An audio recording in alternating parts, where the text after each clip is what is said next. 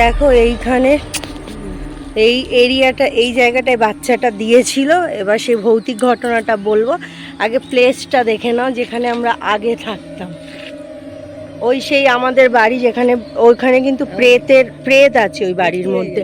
So আমি ভূতের গল্পটা বলবো এখানে থেকে, আমার জীবনে কি কি ঘটনা ঘটেছিল। সো চলো স্টার্ট করব।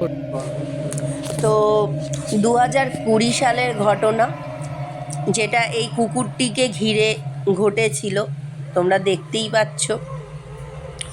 এই কুকুরটির নাম ছিল লক্ষ্মী। আমি তোমাদের যে এরিয়াটা দেখালাম ওখানে ওর মা 4টে বাচ্চা দিয়েছিল। তার মধ্যে আমি প্রথমে একটা কালো বাচ্চাকে নিয়ে এসে আদর করতাম, তো পাশের বাড়ির লোকের পছন্দ হতে ওটাকে নিয়েছিল। তারপরে আমি এই ছোট্ট বাচ্চাটিকে আনতাম, পুরো ল্যাবের মতো দেখতে, দেখো।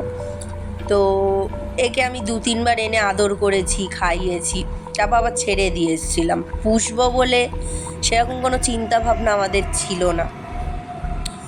আর 2020 সালে দেখতেই পাচ্ছ, তখন আমি শাড়ি পরতাম, ছবি রয়েছে এখানে।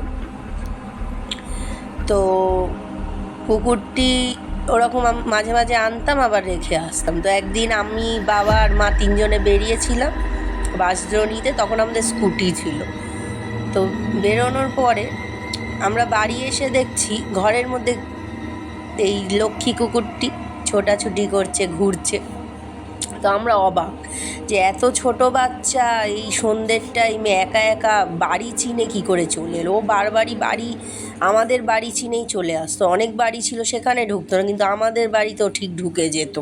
একদম ছোট, দেখতেই পাচ্ছ এর বয়স, যারা বুঝতে পারবে আন্দাজ করলে, একদমই ছোট বাচ্চা। ও কিভাবে এত ঘ্রাণ শক্তি ছিল, চলে আসতো। তখন আমরা একদিন মনে মনে ভাবলাম যে তাহলে একে পুষলে ভালো হয়। তো এর আগেও বহু কুকুর পুষেছিলাম, রাখতে পারতাম না যেহেতু ভূত প্রেত ছিল। এই যে ছবিটা আমার দেখছো, তখন কিন্তু শরীরে প্রেতের বাস ছিল, আমরা বুঝতে পারিনি অতটা। তারপরে আমরা ভাবলাম কুকুরটিকে আমরা এখানে রাখবো, পুষবো। তো ওকে পোষার সিদ্ধান্ত নিলাম আর বাড়িতে রেখেছিলাম।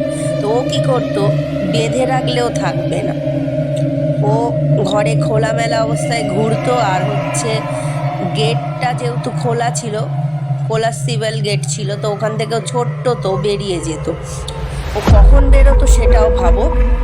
ও বেরোতো, ওর মা এলে ছুটে গিয়ে দুধ খেত আর চলে আসতো। ওর মা যখনই ওর হাত ধরে টেনে টেনে নিয়ে যাওয়ার চেষ্টা করবে, ও যাবে না। ওর মাকে পাত্তা না দিয়ে ও চলে আসতো। মানে অ্যাকচুয়ালি বলে সেলফিশ টাইপের, খালি দুধ খাওয়ার জন্য যেত আর আমাদের বাড়িতেই চলে আসতো। তো এরকম আস্তে আস্তে ও থাকতো। তারপর মাঝে মাঝে যাওয়া বন্ধ করে দিয়েছিল, আর যেত না, বাড়িতেই খেত সব কিছু। ওকে নিয়ে আমরা ঘুরতে যেতাম, যেরকম আমাদের ছোট্ট র্যাম্বো আছে। তো ওরকম 1 সপ্তাহ মতো ওরকম রেখেছিলাম, ঘোরাফেরা, খাওয়া, ও যেত আসতো, আবার কখনো যেত না, থাকতো। কিন্তু একদিন রাত্রেবেলা ও আমাদের সাথেই ঘুমাচ্ছিল, তো হঠাৎ দেখি ও বেরিয়ে গেছিলো। কোলাসিবল গেট থেকে ও বেরিয়ে গেছিলো। আমরা তো ঘুমিয়ে বলছি, বাইরে দেখছি অনেক কুকুরের চিল্লামিল্লি। একটা ছিল টমি, একটা ছিল রানী বলে কুকুর।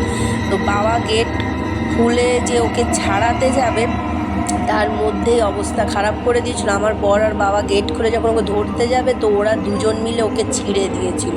মানে ওর নাড়ি ভুঁড়ি পুরো বেরিয়ে গেছিলো। ও ছুটতে ছুটতে যেদিকটা আমি তোমাদের দেখালাম বাচ্চা দিয়েছিল, ওখানেও চলে গেছিলো।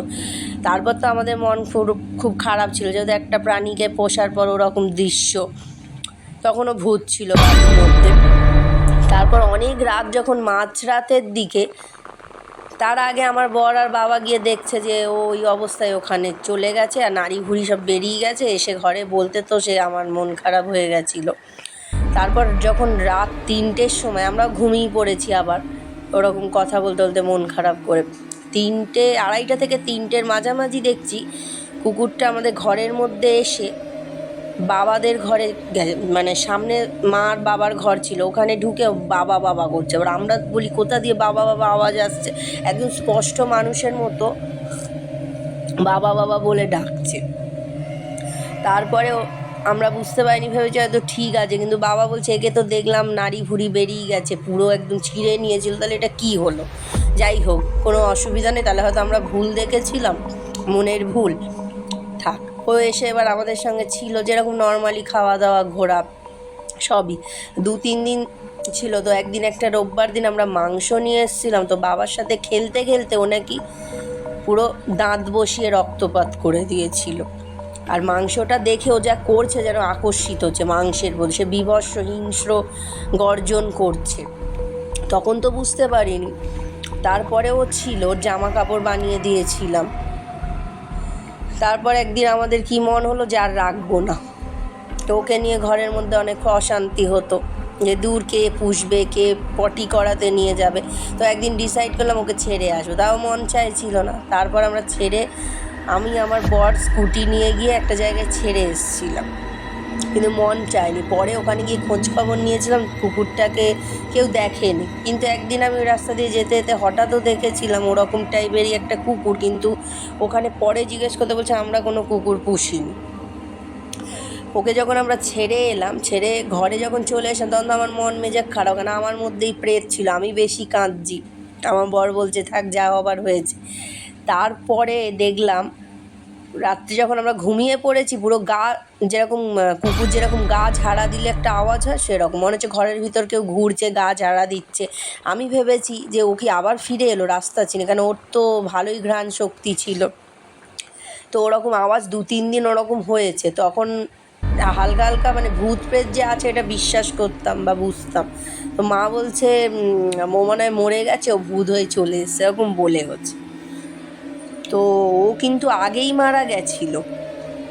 ও মারা গেছিল সেই দিনে যেদিন ওই কুকুরগুলোর নাড়ি ভুড়ি ছিঁড়ে দিয়েছিল। তাহলে এতদিন কে ছিল? অশুভ শক্তি, প্রেতাত্মা ছিল। এটা শুনলে অবাক হয়ে যাবে তোমরা। তো এটা আমরা জানলাম কি করে?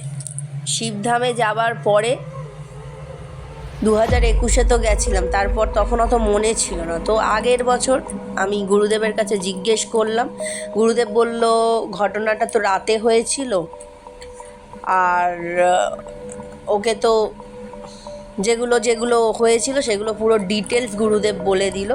তখন আমি বললাম তাহলে কি ও মারা গেছিলো? বলছে হ্যাঁ। আমি বলছি তাহলে ওটা কী ছিল ওর রূপে? আমরা তো ওকেই দেখেছিলাম। বলছে ওটা অশুভ শক্তি ছিল। এটা কীভাবে সম্ভব? মানে পুরো শরীর নিয়ে অশুভ শক্তি চলে এসছে, ঘরে থাকতো, খেত। ওকে বেঁধে রাখলে মানে তারপরে হয়েছিল, বেঁধে রাখলে মাছ রান্না করলে, মাংস রান্না করলে ওকে কোলে নিয়ে রান্না বান্না করতে হবে, নাহলে ও গর্জন বিভৎস করবে, ছিঁড়ে দেওয়ার চেষ্টা করবে দড়ি। মানে ও তো কোনো নর্মাল ডগ নয় যে আমাদের র্যাম্বোকে যেরকম বেঁধে রাখা যায়, ওকে বাঁধা যেত না, ও গর্জন করতো বিভৎস, তো ওকে খুলে রাখতে হতো। তো এই ছিল, ওই কুকুরটি মরে গিয়ে ভূত প্রেতের রূপে বাড়ির মধ্যে চলে এসেছিলো, আমাদের সঙ্গে 1 সপ্তাহ ছিল। তাহলে ভাবো মানে কীরকম ভৌতিক ঘটনা, কীরকম ভূত প্রেতের সঙ্গে আমরা ছিলাম। এই যে জায়গাটা আমি তোমাদের দেখালাম প্রথমে, ওই জায়গাটায় বাচ্চাটা হয়েছিল। তো এখানেই শেষ করলাম। ঘটনাটা কেমন লাগলো অবশ্যই কমেন্ট করো। আরও ভৌতিক ঘটনা শুনতে আমাকে অবশ্যই কমেন্ট করো। নেক্সট ভিডিও আসা অবধি সবাই অপেক্ষা করো। টাটা সবাইকে।